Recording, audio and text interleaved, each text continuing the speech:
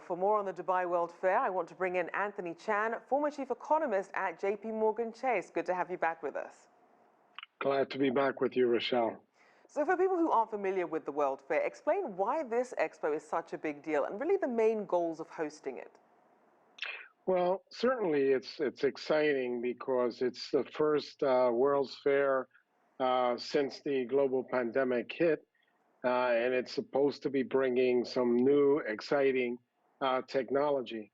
I think it was very inspiring to see one of the world's largest countries, namely China, offering its unwavering support for this expo and basically telling the world that China wants to join other countries in sharing improved technology and, of course, sharing the light with other countries around the world in a form of unison. So I think that was pretty impressive. And of course, this is a first to hold this expo in the Middle East. Talk about expectations for attendance and participation of countries and companies. Well, Rachelle, as you know, they were hoping to have as many as 25 million people attending this conference. Those expectations will have to be phased down, even though it's over a long period of time, 6 months. But now I think that they would probably be more than excited if 25 million people attended, both virtually and in person. This global pandemic has to slow down international travel to some extent.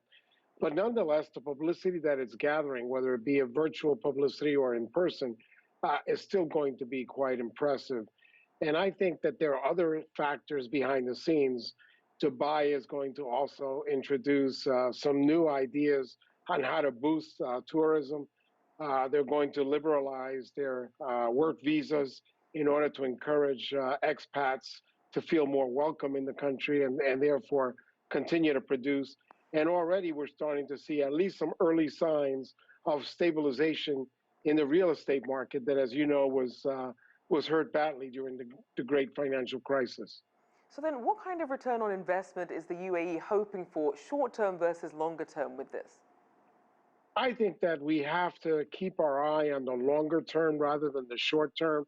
The fact that they have almost 200 countries participating means that that's going to generate a lot of goodwill around the rest of the world. And hopefully, as the world opens up, tourism picks up and people realize all the exciting things that are happening in the Middle East, the cooperation between the Middle East and China, and hopefully other countries, and that will generate a much greater returns. But over the near term, I think that they will have to scale back those expectations because of the global pandemic, as many other countries are having to feel that international visitors and economic activity is going to have to be scaled back. But remember that last year, Dubai or the United Arab Emirates had a huge contraction of economic growth, over 6%. And this year, they're probably going to grow in excess of 3%.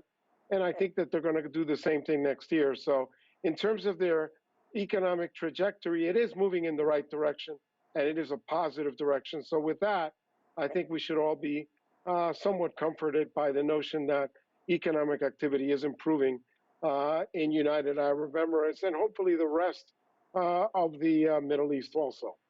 Indeed. Well, thank you as always. Anthony Chan there, former chief economist at JPMorgan Chase.